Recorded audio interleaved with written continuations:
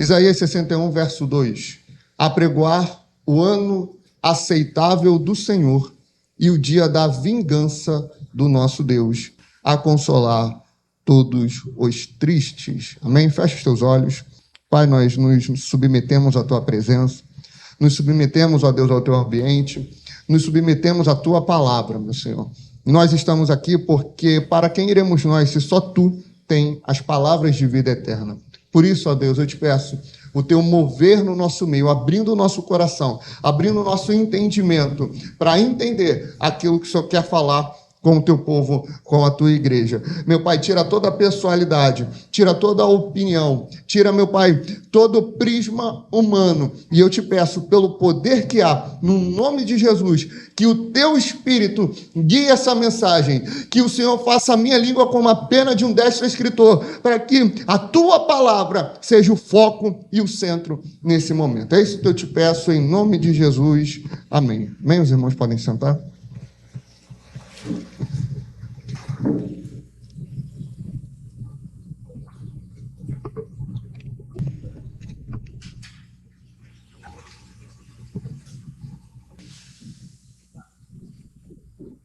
Bem, queridos, temos trabalhado a capacitação do Espírito sobre a igreja.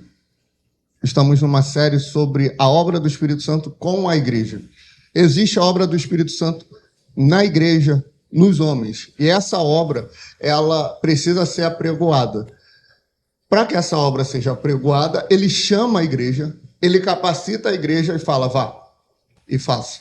O próprio Isaías, como foi lido na contrição, ele, quando tem aquela experiência maravilhosa, quando ele tem um contato majestoso com Deus, o Senhor vira e fala assim, a Trindade falando, né? A quem enviarei? Por que é a Trindade?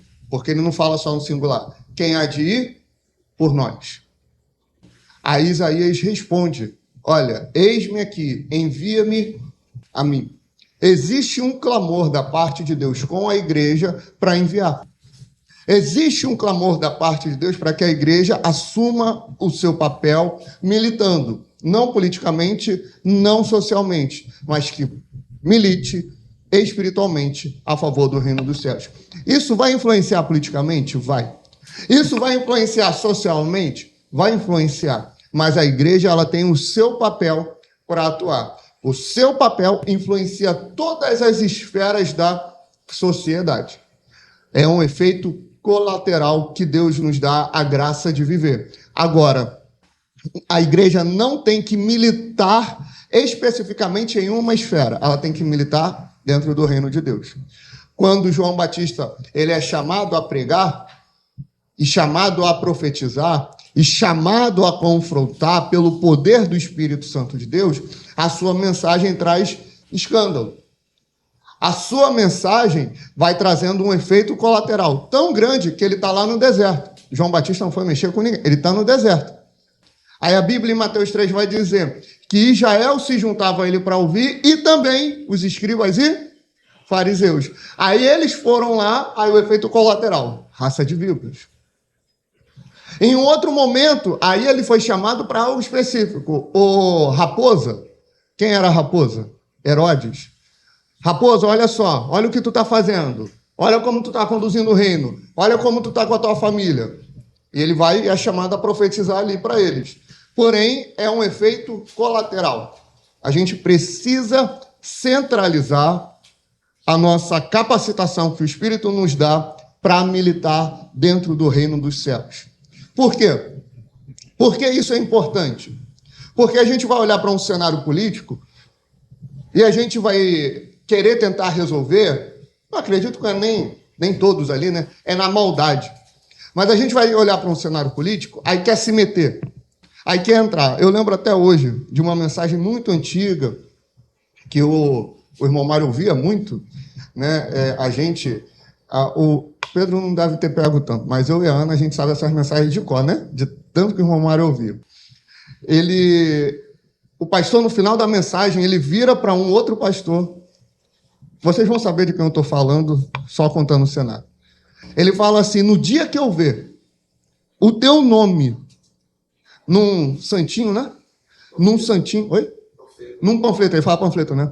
Num panfleto vai ser o maior desgosto da minha vida. Naquela época, esse homem... Oi? Vai ser uma decepção. Naquela época, esse homem não estava envolvido ainda com política. E as mensagens dele eram mensagens de Deus. Tinha coisa que eu podia discordar aqui, discordar ali, mas ele trazia mensagens poderosas. Mensagens que faziam até aquele mais duro de coração entrar em lágrimas. Não é? Ou eu estou equivocado? Hoje em dia, ele fala, está vazio.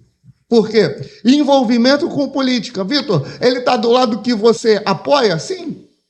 Ele está do lado politicamente que eu acredito que é o certo. Porém, ele negou aquilo que ele foi chamado para fazer, para se meter em uma outra esfera. Não é. Ele precisava trilhar o caminho que Deus chamou ele para trilhar. A igreja precisa trilhar o caminho que ela foi chamada para trilhar. Por quê? Porque a nossa luta não é contra carne e sangue, mas contra principados e potestades. Como a gente vai guerrear contra eles? Como a gente vai guerrear contra o pecado? Como a gente vai fazer Cristo conhecido? Envolvendo-se politicamente? Claro que não. Envolvendo-se socialmente? Trazendo o mundo para dentro da igreja? Trazendo artifícios de atração para que as pessoas se sintam à vontade dentro da igreja? Eu não estou dizendo que a gente tem que ser um paspalho com quem entra aqui, que a gente não tem que tratar bem. Na verdade, isso é cristianismo, é demonstrar amor, é demonstrar afeto, é demonstrar empatia. Mas quando eu digo que a prioridade não é deixar alguém à vontade aqui, é porque eu vou olhar e falar, acho que aquele irmão não gosta muito do louvor, ele é exaltado, ele gosta mais de um sabor de mel, então eu vou cantar o sabor de mel. Não! A prioridade do culto é cultuar. A prioridade do culto é adorar. A prioridade do culto é aprender de Deus. O salmista já dizia no Salmo 27, uma coisa pedi ao Senhor e a buscarei, que eu possa morar na casa do Senhor todos os dias da minha vida. Oi? Não. Que eu possa morar na casa do Senhor todos os dias da minha vida, contemplar a sua formosura e aprender no seu templo. Ou seja, adorar e aprender, louvar e aprender. Essa é a prioridade quando a gente se reúne como igreja. Então, precisamos ter esse entendimento. Precisamos priorizar aquilo que nós fomos chamados para priorizar. A igreja proclama o evangelho, só que ela não está aqui para sentenciar ninguém. A gente às vezes vai confundindo, né? Algumas atuações e algumas coisas que nós temos que pregar, como se nós fôssemos o agente dessas mensagens. Por exemplo, você vai ver Jeremias pregando muita sentença contra o povo de Deus, mas ele sentenciava? Não, quem sentenciava era o próprio Deus. A gente vai ver muitas mensagens duras. A gente vai ver, por exemplo, Jesus ministrando e nos chamando a ministrar a mensagem do joio e do trigo. Tem uma outra mensagem que é tão terrível quanto, que a gente quase não lembra, que é a dos peixes, os bons e os maus. São mensagens, são parábolas que assustam. Ele nos chama a pregar, mas ele nos chama a executar essa separação do joio e do trigo? Não. Ele fala que cresça o joio e o trigo junto, porque naquele grande dia eu, o Senhor, farei a separação. A gente às vezes se confunde e acha que porque a gente traz uma mensagem dura, uma mensagem forte, uma mensagem de castigo, a gente foi chamado para sentenciar alguém. A gente não foi chamado. Por isso, não julgueis para que não sejam julgados, porque com a medida com que julgares, sereis julgado. Mateus 7, que fala isso, esse julgar é o julgar de sentenciar. Agora, João 7,24, que já pregamos aqui, o julgar, que Jesus fala, não julguei segundo a aparência, mas julguei segundo a reta justiça, é discernir. A gente precisa entender e aplicar o termo correto em cada contexto. E um é discerna, ou seja, não engula qualquer coisa, ou seja, não aceite tudo, não faça tudo da forma que você quer, não viva pela aparência. O outro não. O outro é, não sentencie, para que você não seja sentenciado. Porque da forma que você sentenciar, você será sentenciado. Amém? Porque o Evangelho tem palavras duras, assim como tem palavras brandas. O Evangelho tem palavras de aceitação. Vinde a mim todos os que estão cansados e sobrecarregados, que eu vos aliviarei. Inclusive, tem um pessoal na internet em pólvora, porque eles estão colocando em xeque se a série do momento no mundo cristão, The Chosen, está representando Jesus na sua fidelidade. Fica aqui um alerta. Nenhum ator vai representar Jesus na sua totalidade. Ponto. Segundo, eles estão falando que aquele Jesus não passa autoridade. Eles estão querendo um líder como Hitler? Eles estão querendo um líder tirano? Eles estão querendo um Mao Tse Tung? Eles estão querendo... Qual é o nome do gordinho da Coreia? Inclusive, se ele ver isso, vai me matar. Kim Jong-un? Eles estão querendo esse? Eles estão querendo o quê? Um chefe do tráfico? O que eles estão querendo como líder? Não, porque aquele Jesus é muito manso e tranquilo. Ele falou, vinde a mim, todos os que estão cansados e sobrecarregados, que eu vos aliviarei. E aprendei de mim, que sou manso e humilde de coração. Por mais que eu tenha esse jeito falando, que às vezes me empolgo na mensagem, eles estão achando que a autoridade é falar alto, que a autoridade é gritar. Irmão, quando a minha mãe vai corrigir a gente, esse tempo já deu uma passada, né? Mas quando ia, ela não vinha esbravejando, vinha na conversa. E era pior, porque quando vinha na ira, ela tinha que se controlar, passava. Agora, quando vinha conversando, ela te constrangia para depois vir com a correção. Estou errado? Não era por aí? Isso quer dizer que ela tinha autoridade. É por isso que no final do Sermão do Monte, lá em Mateus 7, a Bíblia vai dizer, pelas palavras do apóstolo Mateus, e todos ficavam perplexos, porque ele falava como quem tem autoridade, porque ele falava pelo poder do Espírito Santo de Deus. Ou você acha que quando foram prendê-lo, ele simplesmente chegou e falou, tu não vai me prender não? Não, ele apenas saiu andando, Lucas 4, se eu não me engano, 5. Ele apenas saiu andando e sumiu no meio da multidão, porque não puderam tocar nele, porque não era chegada a sua hora. Estão confundindo muito o que é autoridade e o que é liderança. Pode ter outras questões na série que a gente pode discutir, questionar, não tem problema. Mas a gente não precisa entrar em apelação, a gente precisa entender como é que Jesus agia. Vitor, você é um defensor ferrenho da série? Não. Só que estão tentando pintar um Jesus muito autoritário, grotesco. Só que ele veio nessa terra não com poderes divinos, mas ele veio como homem. Ele não veio com toda a glória, ele veio completamente humilde. Ele não veio aqui sendo superior a todos, ele veio como servo. Ele não veio aqui pisando em todos como ele fará na sua vinda. Ele veio aqui para ser pisado. E por essas pisaduras, eu e você fomos sarados.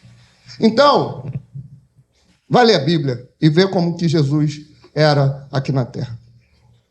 Mas existem mensagens brandas. Existem mensagens maravilhosas. Existem mensagens que Jesus, ele te traz um consolo, um conforto.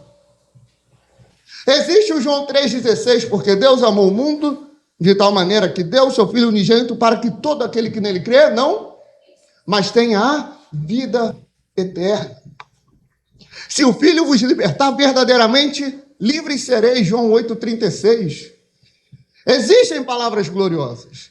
Existem palavras incríveis de graça. Porque pela graça sois salvos por meio da fé. Isso não vem de vós, é dom de Deus. Não vem das obras para que os homens não se gloriem. Efésios 2, 8 e 9. Isso é graça. Tem um salmo que ele vive repetindo, é um salmo um pouco longo, porque as misericórdias do Senhor não têm fim. Ou se renovam a cada manhã, algo desse tipo. Não, se renovam, né? Se renovam a cada manhã. Você tem misericórdia, você tem graça, você tem o resgate, você tem a redenção da parte de Deus. Porém, essa é a única mensagem? Não. Existe a mensagem da graça e existe a mensagem da justiça. Existe a mensagem do vem a mim. Existe a mensagem da consequência se você não vir a mim. Isaías 61:2 é uma prova disso.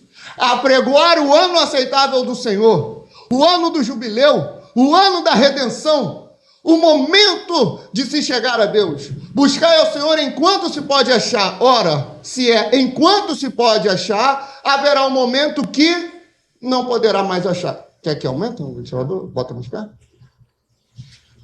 Haverá um momento que não poderá achar. Haverá um momento que ele não será mais acessível. Haverá um momento que fechou-se a porta. E o próprio Isaías fala, apregoar o ano aceitável do Senhor. E o dia da vingança do nosso Deus. Nós vamos fazer agora uma maratona. Abra comigo, Apocalipse 14.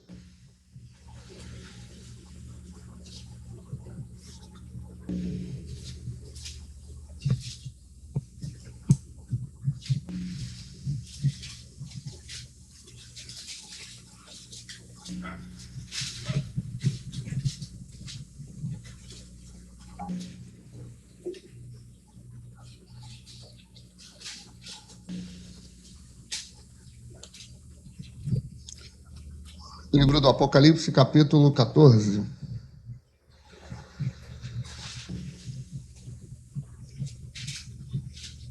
Vamos ler. Depois olhei e vi o Cordeiro em pé no Monte Sião. Com ele estavam 144.000 pessoas que tinham o nome dele e o nome do Pai dele escritos na testa deles, ou delas. Então ouvi uma voz do céu que parecia o barulho de uma grande cachoeira ou o som de um forte trovão. A voz que ouvi era como a música de arpistas tocando nas suas harpas. E os 144.000 estavam diante do trono, e dos 4 seres vivos, e dos líderes, e 144.000, e dos líderes, e cantavam uma nova canção, que somente eles podiam aprender. De toda a humanidade, eles eram os únicos que tinham sido comprados por Deus. Eram os que se conservaram puros, porque não tinham tido relações com mulheres. Seguem o Cordeiro aonde ele vai. Entre todos os seres humanos, eles foram comprados e foram os primeiros a serem oferecidos a Deus e ao Cordeiro. Eles nunca mentiram, nem cometeram nenhuma falta. Então vi outro anjo voando muito alto, com uma mensagem eterna do Evangelho para anunciar aos povos da terra, e todas as raças, tribos, línguas e nações. E ele disse com forte voz: temam a Deus e louvem a sua glória, pois já chegou a hora de Deus julgar a humanidade. Adorem aquele que fez o céu e a terra, o mar e as fontes das águas. O segundo anjo seguiu o primeiro, dizendo: caiu a grande Babilônia. Ela embriagou todos os povos, dando-lhes o seu vinho, o vinho forte da sua terrível imoralidade. O terceiro anjo seguiu o segundo, dizendo com forte voz: aqueles que adorarem o monstro e a sua imagem, e receberem um sinal na testa ou na mão, beberão vinho de Deus, o vinho da sua ira que ele derramou puro na taça do seu furor. Eles serão atormentados no fogo e no enxofre diante dos santos anjos e do Cordeiro. A fumaça do fogo que os atormenta, sobe para todo sempre. Ali não há alívio, nem dia, nem de noite, para os que adoram o monstro e a sua imagem, nem para qualquer um que tenha um sinal do nome dele. Isso exige que o povo de Deus aguente o sofrimento com paciência. Esse povo são aqueles que obedecem os mandamentos de Deus e são fiéis a Jesus. Então ouvi uma voz do céu que disse: escreva isto, felizes as pessoas que desde agora morrem no serviço do Senhor. Sim, isso é verdade. Responde o Espírito de Deus. Elas descansarão do seu duro trabalho, porque levarão consigo o resultado dos seus serviços. 14. Então olhei e vi uma nuvem branca na qual estava sentado alguém que parecia um ser humano, com uma coroa de ouro na cabeça e uma foice afiada na mão. Outro anjo saiu do templo e gritou bem forte para aquele que estava sentado na nuvem: use a foice e faça a colheita, porque já chegou a hora de colher. A terra está pronta para a colheita. Depois o que estava sentado na nuvem passou a foice sobre a terra e fez a colheita. Aí outro anjo saiu do templo, que está no céu, e ele também tinha uma foice afiada. Depois outro anjo, que era o encarregado do fogo, saiu de perto do altar. Com voz forte, ele gritou para o anjo que tinha foice afiada: use a foice e corte os cachos de uva da videira da terra, pois as uvas estão maduras. Então o anjo passou a foice sobre a terra, cortou os cachos de uvas da videira e os jogou no tanque da violenta ira de Deus, onde as uvas são pisadas. As uvas foram pisadas no tanque, que ficava fora da cidade. E o rio de sangue que saiu desse tanque tinha dos 300 quilômetros de comprimento por 1,5 metro de fundura. Apocalipse 14 é como se fosse o fim da grande tribulação. É como se fosse, não é o fim da grande tribulação. Até a grande tribulação haverá salvação. Até a grande tribulação haverá as duas testemunhas pregando sobre a terra. E elas vão pregar sobre os feitos de Deus e a ira que virá. Eles vão anunciar: virá uma praga, virá uma ira, e vocês precisam se arrepender. Vocês precisam se consertar. O ano aceitável do Senhor ainda está em vigor. Arrependam-se e creiam. Arrependam-se e creiam. Porque vai vir 4 anjos, e esses anjos vão proclamar a sua sentença: a queda da grande Babilônia e a ira de Deus sobre essa terra. E haverá tantas mortes no castigo daqueles que não seguem o Cordeiro, daqueles que não têm o sinal de Deus na sua testa, na fronte tem o seu nome. Todos esses sofrerão um castigo terrível. Todos esses serão mortos. Todos esses sofrerão a ira de Deus. E essa ira será tamanha, e o sangue derramado será tão extenso, que cobrirá 300 quilômetros de comprimento por 1,5 metro de fundura. Isso daí é uma extensão muito grande, queridos. Isso tudo, essa medida vai estar cheia de sangue. O texto ele vai dizer, em outra versão, que ele vai estar na altura do freio dos cavalos. Onde é o freio dos cavalos, irmãos? Na boca, aonde coloca um negócio para ficar fazendo assim. Quê? A sela é aqui, né? Para sentar. É cabresto. Você coloca para segurar, vai estar ali, a altura de um cavalo. Tudo isso por 300 quilômetros, coberto de sangue. Tanta gente morrendo e sofrendo a ira de Deus. Na grande tribulação, nós vamos anunciar, se ainda vivos estivermos, o momento da ira do Senhor. O momento do derramado castigo de Deus sobre essa terra. Porque não ficarão impunes. Só que Apocalipse 14 é glorioso. Porque ele vai mostrando 2 lados da moeda. Aqueles que estão seguindo o Cordeiro, que estão louvando, que estão engrandecendo. E aqueles que estão sofrendo a ira de Deus. Detalhe. Ele vai mostrar que não vai cessar a presença de Deus até que a ira dele esteja completa. A gente clama: Senhor, vem com a tua presença. Manifesta a tua presença no nosso meio. Aí a gente viu e cresceu como igreja, as pessoas falando: eu estou sentindo um calafrio aqui, a presença de Deus, eu estou sentindo algo muito bom, é Deus vindo, e pode acontecer de a presença dele trazer um sentimento muito bom. Mas aqueles que estão em rebeldia, aqueles que estão em pecado, aqueles que estão andando em iniquidade, quando a presença de Deus vem, não é uma sensação boa, é uma sensação ruim. É uma sensação de castigo, é uma sensação do santo encontrando com o profano e dissipando toda a profundidade. Essa é a ira de Deus. No final da grande tribulação, nós vamos anunciar isso com força. Porque a ira de Deus é sobre aqueles que aceitaram a marca da besta. Capítulo 15 de Apocalipse. Leia comigo.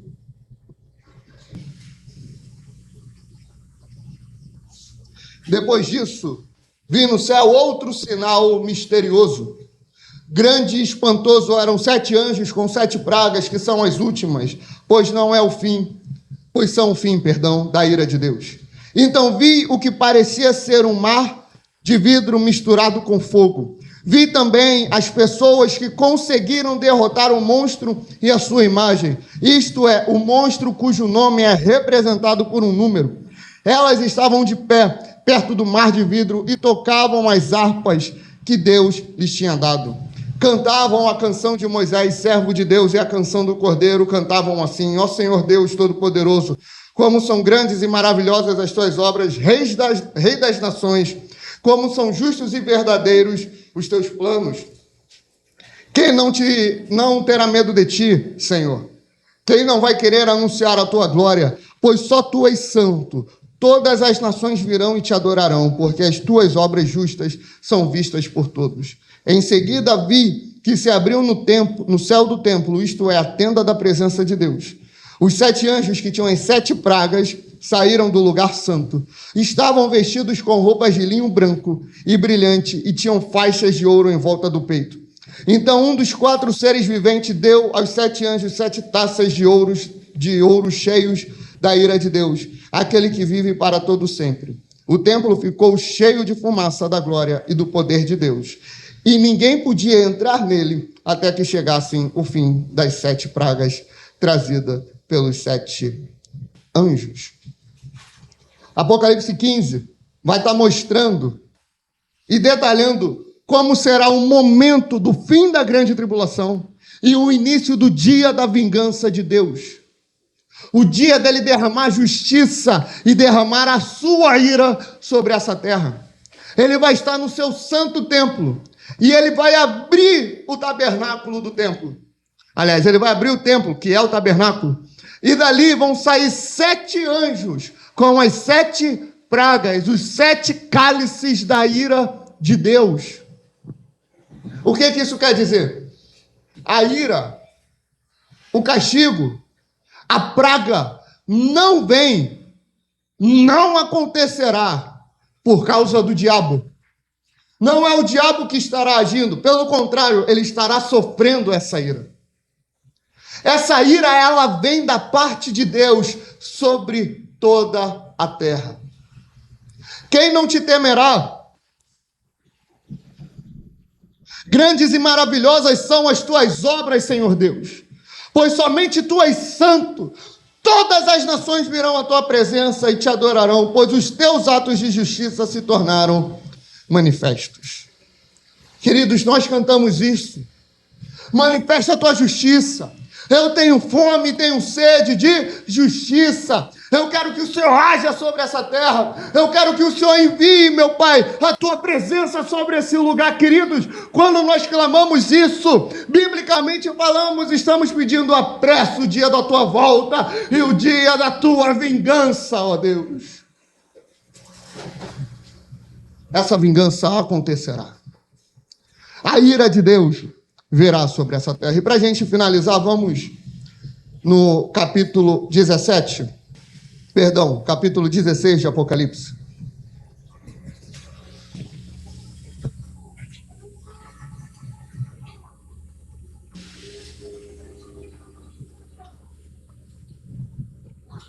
Então ouvi uma voz que vinha do templo e dizia aos 7 anjos: vão e derramem sobre a terra as 7 taças da ira de Deus. Aquilo que foi anunciado em Apocalipse 14. Aquilo que começou a acontecer no capítulo 15 foi dando seu desfecho no capítulo 16. O Senhor vira para os 7 anjos e vão e derramem a ira. Mas essas coisas, essas atrocidades, essas dificuldades que acontecem, queridos, o Senhor vira para Samuel e fala: Samuel, fala para Saul e vingar o meu povo contra os amalequitas, lá em 1 Samuel. Fala para ele ir vingar o meu povo, porque eles foram covardes com o meu povo. Eles foram traiçoeiros com o meu povo. Eu não quero que fique vivo um, incluindo mulheres e crianças, e nem animais.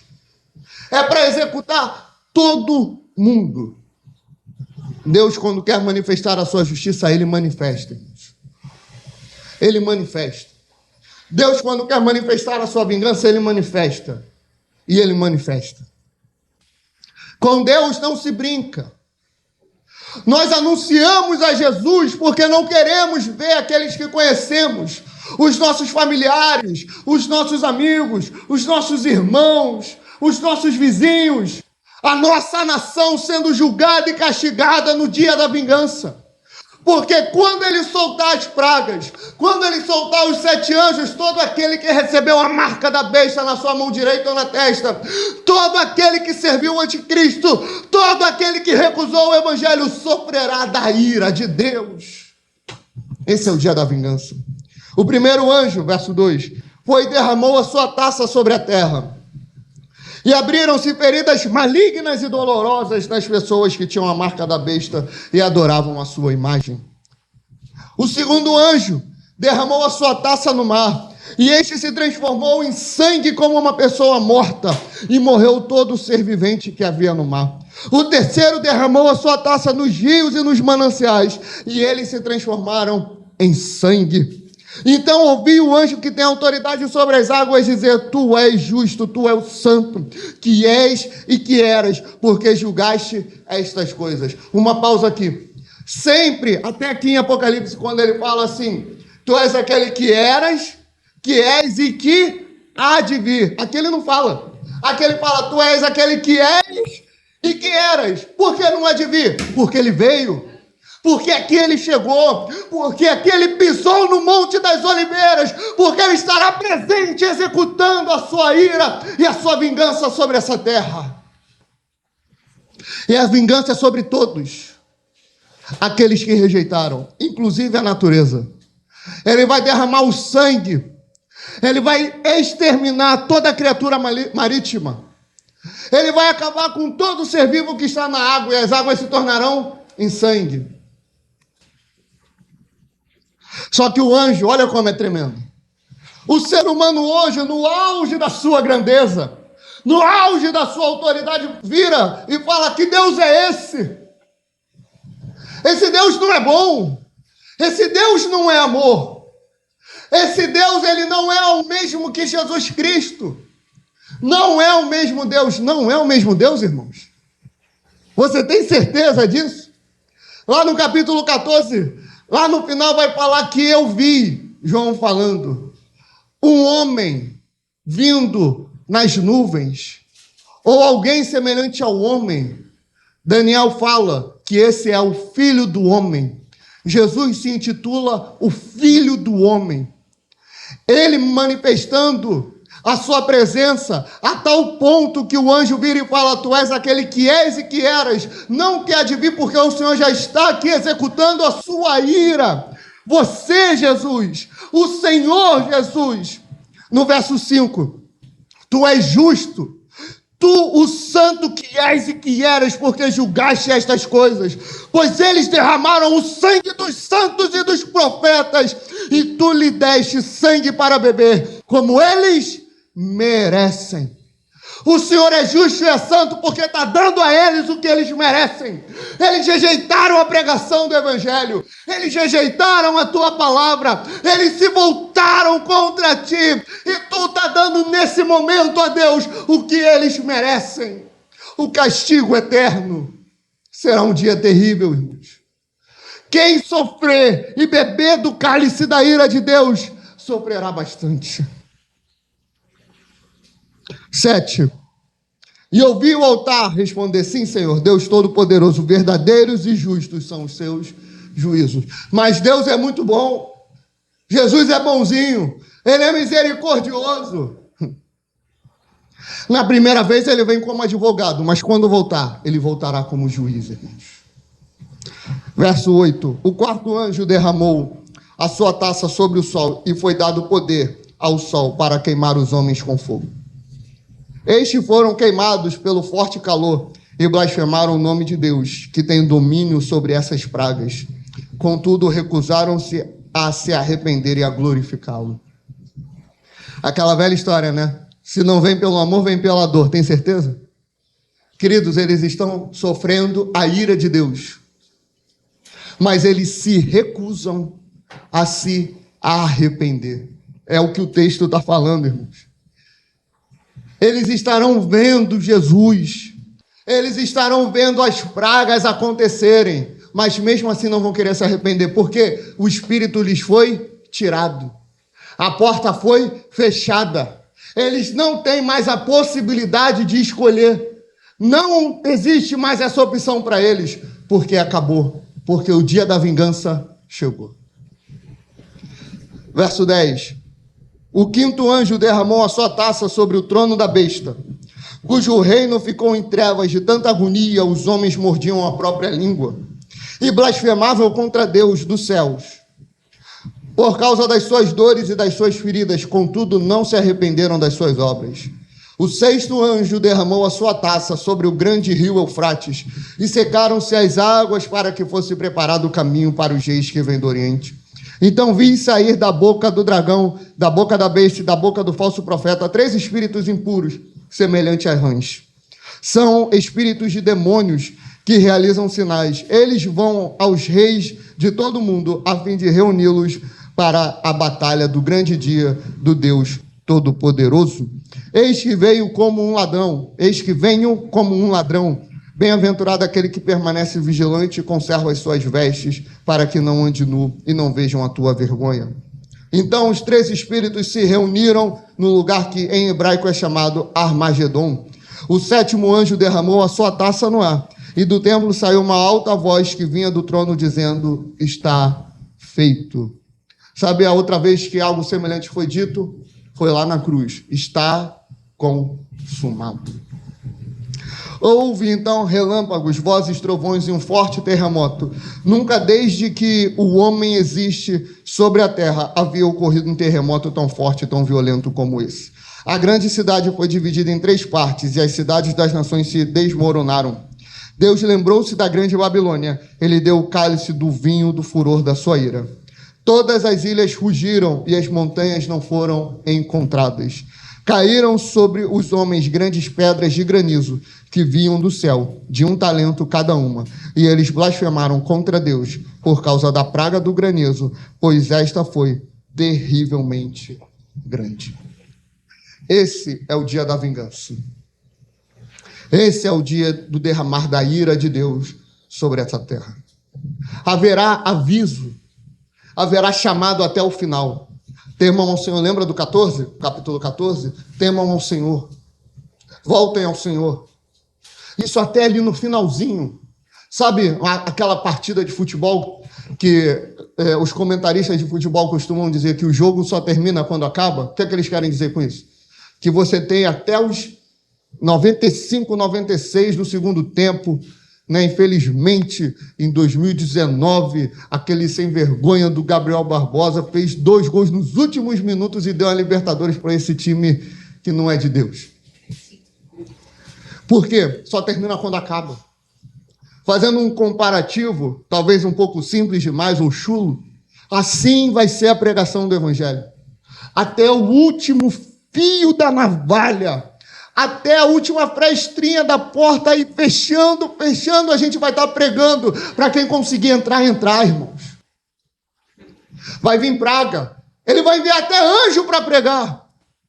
Vai ter as 2 testemunhas para anunciar. Mas depois que fechar e ele liberar os 7 anjos com os 7 cálices da ira de Deus, com as 7 pragas, acabou. E quem estiver aqui será completamente consumido. As ilhas e as montanhas desaparecerão. O que isso quer dizer? Serão consumidas. Ele vai mandar fogo através do sol. O mar vai estar em completo sangue. O Eufrates não vai mais existir. A batalha do Armagedon vai estar acontecendo. A besta vai sofrer, a besta, o falso profeta, o dragão, o diabo, o anticristo, vai estar sofrendo a sua ira. Ninguém que ficar, ninguém vai resistir. Ninguém. Mas eis aqui que eu vos digo um grande mistério. Na verdade, nem todos dormiremos, mas seremos transformados.